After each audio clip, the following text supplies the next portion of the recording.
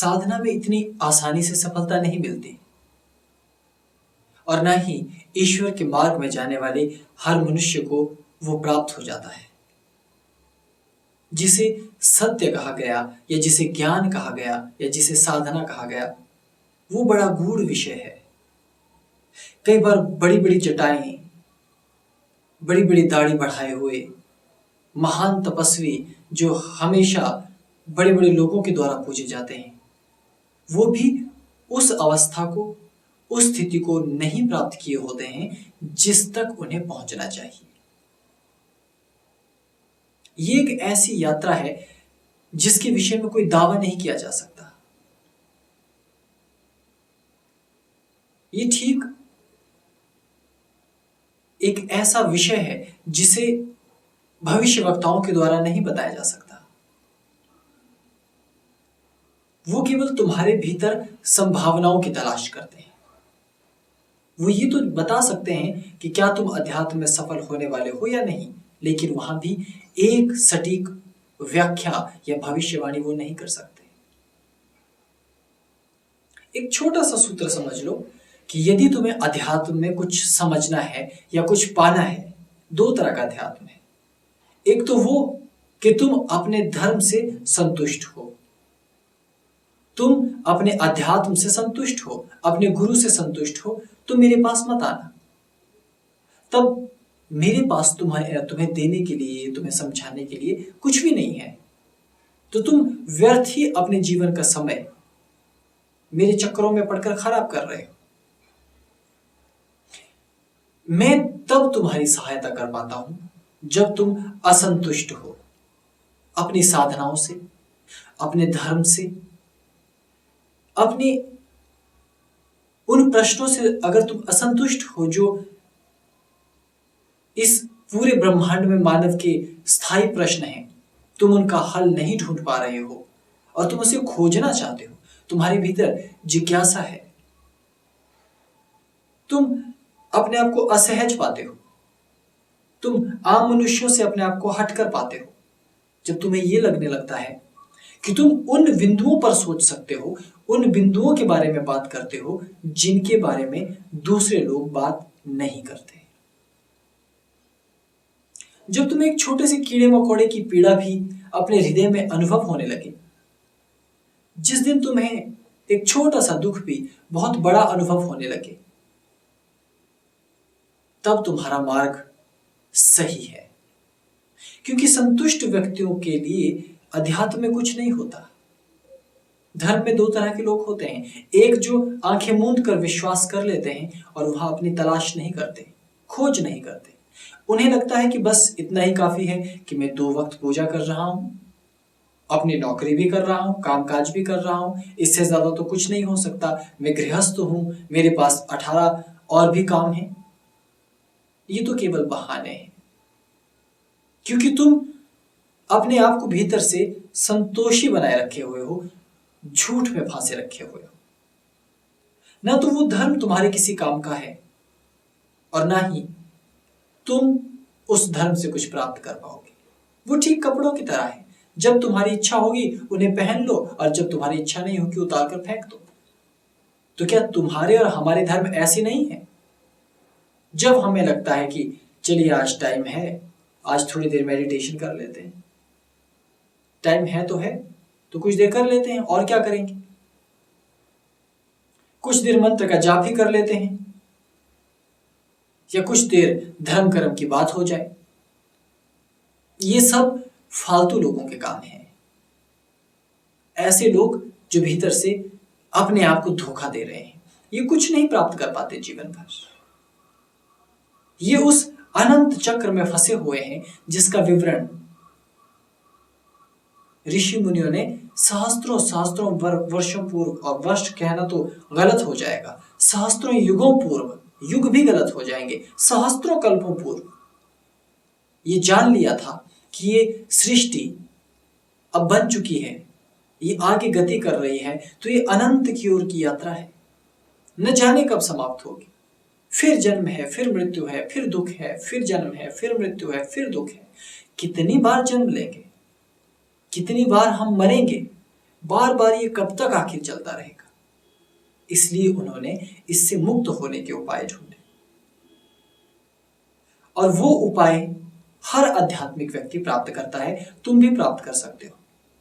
अगर तुम्हारे मन में किसी के प्रति अकारण प्रेम उमड़ता है, तुम्हें लगता है कि तुम्हारी तलाश अध्यात्म में कुछ और है जो अभी तक तुम्हें मिला नहीं है, तब समझना कि तुम सही रास्ते पर हो। और जब तुम्हारे उस अज्ञात के प्रति जो तुम्हारी रुचि है, उस अज्ञात आकर्षण के प्रति तुम्हारा जो प्रेम है, ये जब बढ़ता चला जाता है, फैल जाता है, विस्तृत हो जाता है, तो तुम पाने लग जाते हो। ये अनेकों ऋषि मुनियों के जीवन में घटित होने वाली घटना है। ऋषि मुनियों को बाल्यकाल से ही धर्म कर्म की ज्ञान और शिक्षा की बातें तो दी जाती हैं, पहले से ही दी जाती थी, बल्कि अब तो ये प्रचलन नहीं रहा। लोग हर प्रणाली से होकर गुजरते हैं, भक्ति करते हैं, कर्म कांड करते हैं, पूजा करते हैं, तंत्र मंत्र करते हैं, हठ योग और साधना करते हैं, इतना जटिल तप करते हैं जितना संभव हो। क्यों? ताकि बुद्धि का एक ऐसा द्वार खुल सके जिसके बारे में अभी बताना संभव नहीं है, लेकिन ये कहा जा सकता है कि जो तुम अभी हो उससे हजारों गुना ज्यादा तुम हो सकते हो। उससे हजारों गुना ज्यादा तुम हो, बस उसको जान लेना है। लेकिन ये जानना इतना आसान नहीं है। जब मैं छोटा था तब से अपने गुरुओं के सानिध्य में कभी मंत्र का जाप करता, कभी योग सीखता, कभी प्राणायाम करता, तो बहुत बार लगता था कि ये सब चीजें बहुत बकवास हैं। मैंने ऐसे ऐसे प्रयोग जीवन में किए कि तुम्हें कभी तो हंसी भी आएगी। सारी सारी रात अपने आप को सोने के लिए पत्थरों की ढेर लगाता। कभी सोचा है? छोटे छोटे पत्थर लाकर एक पांव के लिए एक स्थान पर रख देता, फिर दूसरे पांव के लिए रख देता, फिर अपनी कमर के लिए रख देता, अपने कंधों के पीछे के लिए रख देता और सर के लिए रख देता। इस प्रकार से जितना मैं लंबा हूं 7 ढेर बन जाती। एक ढेर, दूसरी ढेर, फिर बीच में 2 ढेर और कंधों के पास 2 ढेर और, यानी 2 कंधों पर, 2 कमर पर और 2 बिल्कुल पांव के नीचे और 1 गर्दन के पीछे। और फिर उसी पर लंबा रहकर, अर्थात चुपचाप उस पर लेटकर दूसरों की सहायता से, अकेले तो संभव ही नहीं है, फिर उसी पर लंबे से लंबे समय तक स्थिर रहने की कोशिश करता। तुम हंसोगे, कहोगे मूर्खता है ये, लेकिन जब दीवानगी छाती है, जब किसी अद्वितीय ज्ञान और विलक्षण ज्ञान की प्राप्ति की चाह तुम्हारे भीतर होती है, जब वो तड़प तुम्हें कचोटती है भीतर, तो तुम कुछ भी कर गुजरने को तैयार रहते हो।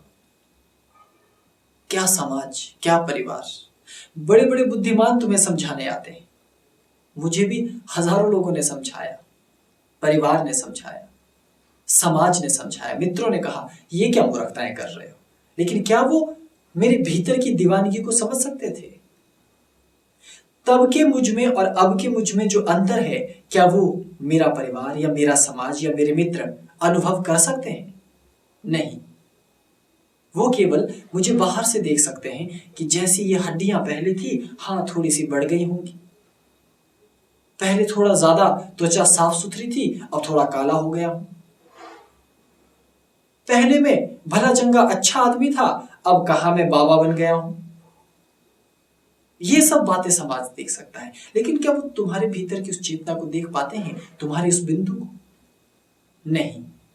और तुम भी स्वयं के अपने उस बिंदु को नहीं देख पाते, तुम नहीं जानते हो उसे। इसलिए तुम्हें तब अध्यात्म में आना चाहिए जब तुम्हारे भीतर एक ऐसी ललक हो, एक ऐसी तड़प हो, एक ऐसी प्यास हो। अगर वो प्यास नहीं है तो फिर यहां समय व्यर्थ मत करना, तब तुम्हें कुछ मिलने वाला नहीं है, तब केवल तुम्हारी जिंदगी यूं ही खत्म हो जाएगी।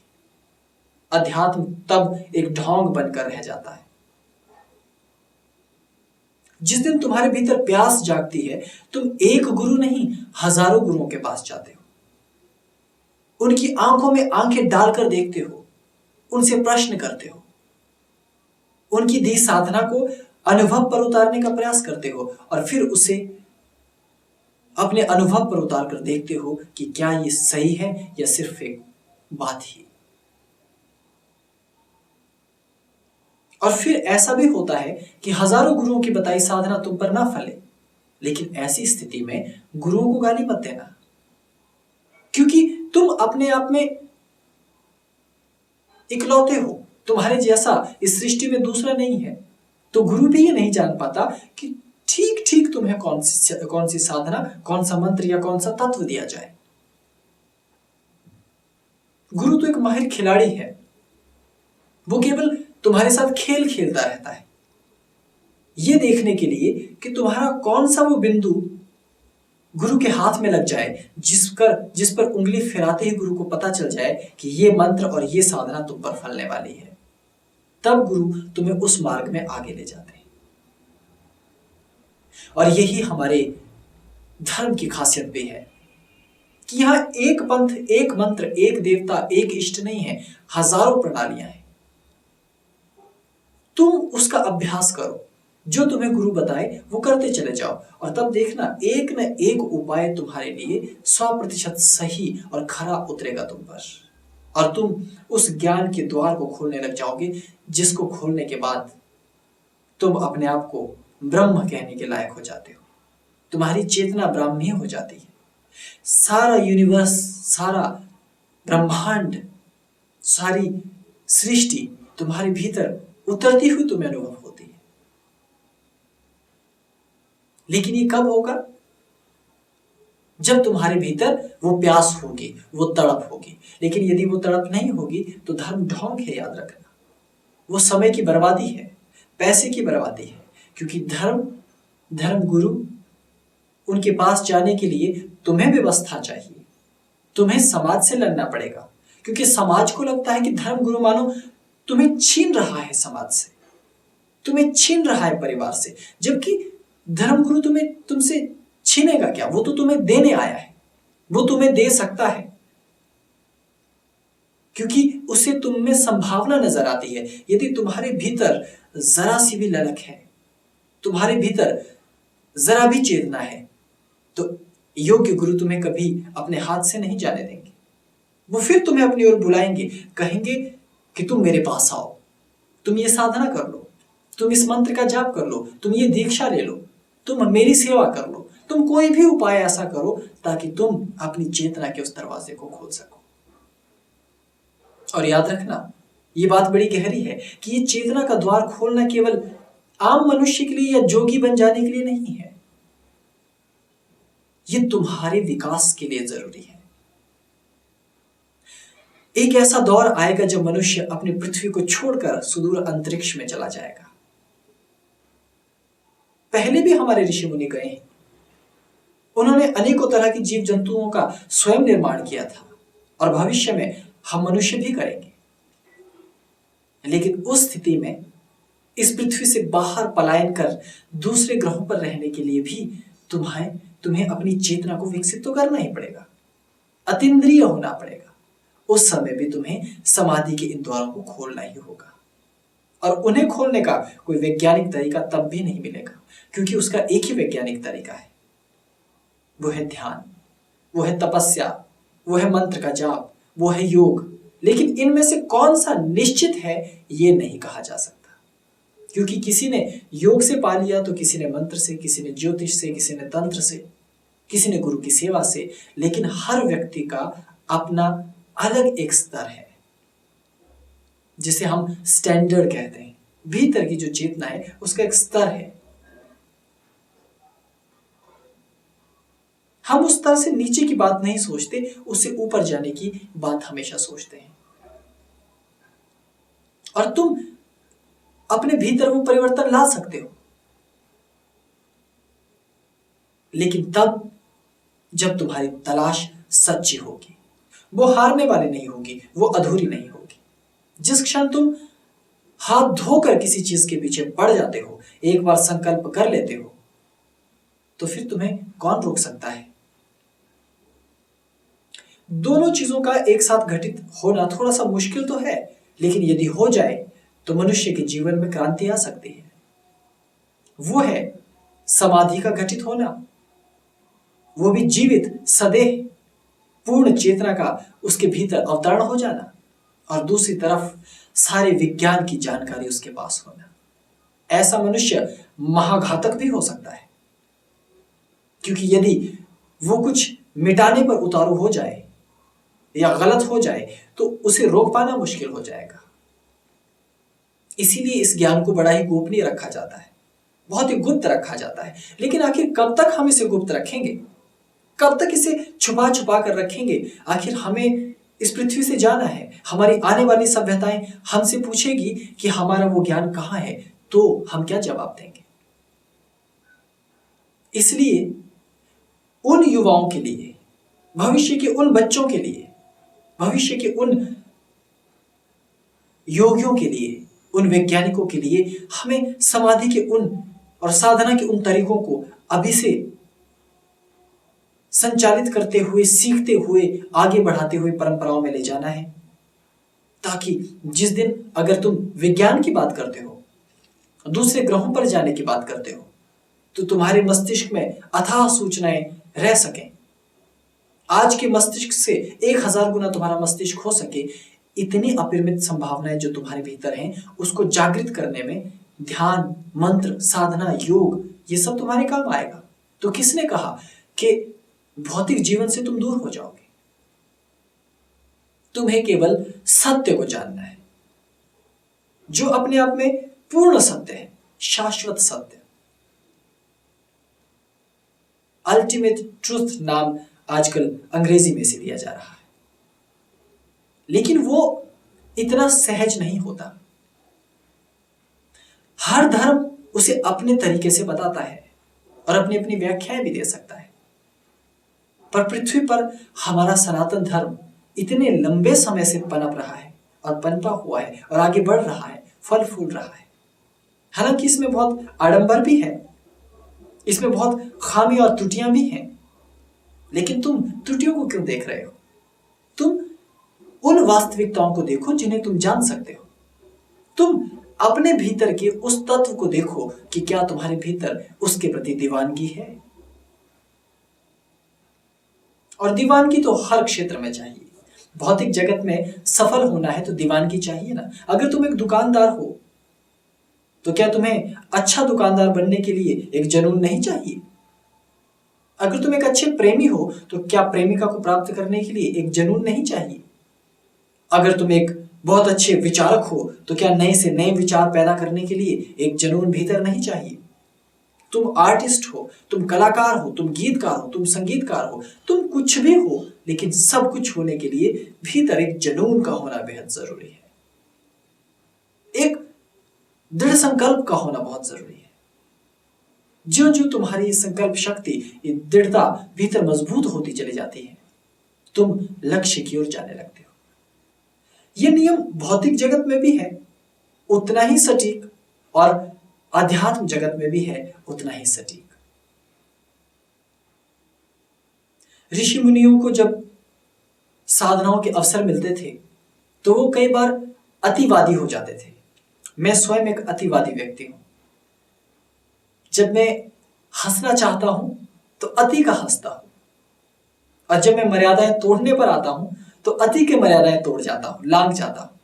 कभी कभी मुझे भी बड़ा अभद्र लगता है, लेकिन क्या करूं, क्योंकि कुछ अद्भुत अगर तुम्हें चाहिए तो कई बार तुम्हें खतरों से खेल जाना पड़ता है। यह तलवार पर चलने जैसा तो है ही। इसलिए इस बात की संभावना कोई निश्चित नहीं कि तुम किस प्रकार प्राप्ति करोगे। गीत से प्राप्ति हो जाएगी या संगीत से ही। तुम भजन गाकर भी ईश्वर को पा सकते हो और हठयोग करके भी, लेकिन तुम्हें उसके लिए दृढ़वादी होना होगा, संकल्पवादी। मैंने कई मूर्ताएं साधना में की, एक दो नहीं, सहस्त्रों सहस्त्र। आज भी जब मैं साधना करता हूं तो कई कई दिनों भूखा रहता हूं, प्यासा रहता हूं। शरीर की हड्डियां जब बाहर निकल कर आती हैं और अपने आप को साधना से उठने के बाद जब मैं देखता हूं तो पांव सीधा नहीं हो पाता, हड्डियां कांपने लगती हैं, लेकिन फिर भी वो मुझे पसंद है। क्योंकि उसमें मुझे आनंद मिलता है, उससे मुझे कुछ प्राप्ति होती है। लेकिन तुम भी ये सोचो कि तुम्हें भी वैसे ही होगा, तो ये निश्चित नहीं, ये तुम्हें मृत्यु की ओर भी ले जा सकता है। इसलिए पहले अपने जुनून को नापना होगा, फिर अपने भीतर की वृत्तियों को देखना होगा, फिर जैसी तुम्हारी वृत्ति होगी वैसी साधना तुम्हें मिल जाएगी। लेकिन इन सब का एक ही सार है कि पहले वो संकल्प तो भीतर पैदा करो, उसकी तलाश तो भीतर करो कि क्या तुम्हारे अंदर 7 समंदर लांघ कर आने की क्षमता है। क्या तुम इस पृथ्वी को छोड़कर उस पार जाने के लिए तैयार हो? क्या तुम अपने समाज, अपने परिवार को एक किनारे करते हुए भी इस तत्व को समझने की क्षमता रखते हो? और ये तो तुम्हें करना ही पड़ेगा, क्योंकि अगर तुम एक वैज्ञानिक भी बनना चाहो तो भी अपने प्रयोगों में सही समय देना और सबसे दूरी रखना, एकांत में चिंतन करना बड़ा ही जरूरी है, और अपने प्रयोग में लगातार जुटे रहना भी। अध्यात्म भी वैसा ही वैज्ञानिक है। अगर तुम उसमें कुछ खोजोगे नहीं तो सब बकवास लगेगा। जैसे अगर किसी ऐसे व्यक्ति को जिसे विज्ञान की अधिक जानकारी ना हो, ये कह दिया जाए कि आज हम अंतरिक्ष में किसी भी ग्रह पर जाने में समर्थ हैं, तो क्या वो इस बात को आसानी से मानेगा? नहीं, केवल गप समझकर तुम्हारा मजाक बनाएगा और एक बार इस कान से सुनकर उस कान से निकाल देगा। ठीक वैसे ही धर्म के साथ भी है। बहुत सारे लोग तो धर्म गुरु की वीडियो क्लिक तक नहीं कर पाते, क्योंकि आजकल तो आधुनिक जमाना है। वो डरते हैं, वो घबराते हैं। किससे? धर्म से। उन्हें लगता है कि हमारा कुछ छीन लिया जाएगा। दरअसल वो बहुत ही डरपोक किस्म के लोग हैं, जबकि धर्मगुरु उनसे छीन कुछ नहीं रहा। वो तो उनको उनकी चेतना बढ़ाने में उनकी सहायता कर रहा है। लेकिन उन्हें कौन समझाए? क्या तुम समझा सकते हो? नहीं, वो उनका अपना तरीका है जीवन जीने का।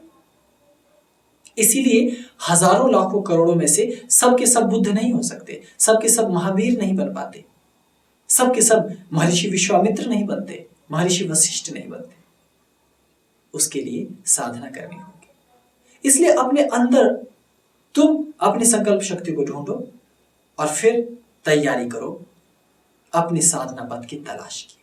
उसके बाद अगर तुम साधना क्षेत्र में आते हो तो तुम्हारा काम सरलता से होने लगेगा। यहां कुछ और बातें भी हैं जो मुझे और गहराई से तुम्हें बतानी पड़ेंगी। एक और बात वो ये कि संकल्प तो मजबूत चाहिए ही चाहिए। संकल्प के साथ तुम्हारी लगन जितनी फैली हुई और जितनी विस्तृत होगी, तुम्हारी खोज का दायरा उतना बड़ा होता जाता है। लेकिन कई बार खोज करते करते तुम एक बिंदु पर जाकर रुक जाते हो, और बहुतों के साथ ऐसा होता है। तो ऐसा होने से बचना है। किसी एक बिंदु पर अगर तुम अटक जाते हो तो तुम्हारा विकास फिर आगे नहीं हो पाता। तो ये बड़ी दुखद स्थिति हो जाती है। जैसे मान लिया जाए कि यदि कोई वैज्ञानिक चांद पर चला गया और ये कहे कि बस दुनिया तो अब यहीं तक है, हमने सारी खोज कर ली है, बात समाप्त। तो ये तो मूर्खता है। चंद्रमा से आगे की जगत को भी तो देखो। कई ग्रह, नक्षत्र, तारामंडल तुम्हारा स्वागत करने के लिए लालायित है। तो इसलिए तुम्हारी निरंतरता और साथ में एक स्थान पर न रुकने की जिसे गतिशीलता कहते हैं, तुम्हारे भीतर वो गतिशीलता चाहिए। और इन दोनों का एक तारतम्य स्थापित कर लेना। और जब ये तारतम्य स्थापित हो जाए, फिर अपने भीतर की ललक को बढ़ाते हुए अपने अध्यात्म की तलाश में आगे निकलना। एक गुरु अच्छा नहीं है तो दूसरा मिलेगा, दूसरा नहीं है तो तीसरा मिलेगा। लेकिन अगर तुम प्रेमी हो तो प्रेमिका मिल ही जाएगी। अगर तुम चित्रकार हो तो चित्र बन ही जाएगा। अगर तुम गीतकार हो तो गीत बन ही जाएगा। फिक्र क्यों करते हो? अभी टूटे फूटे गीत गा लो। अभी तुम्हें बड़ी सिद्धि नहीं मिल रही, कोई बात नहीं, छोटे मंत्र से अभ्यास शुरू कर लो। छोटे से प्रयोग को आरंभ तो करो, फिर तुम अवश्य अपने लक्ष्य तक पहुंचोगे। और पहुंचना तुम्हें चाहिए, दृढ़ संकल्पवान रहना। समय कम है,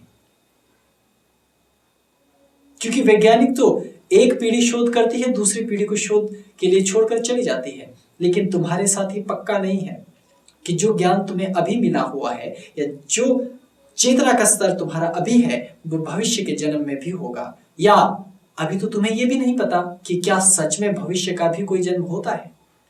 अभी अगर मैं कहता हूं तो वो सब झूठ भी हो सकता है, तो उसके तलाश तुम्हें खुद करनी होगी और उसके लिए साधना पथ में उतरना पड़ता है।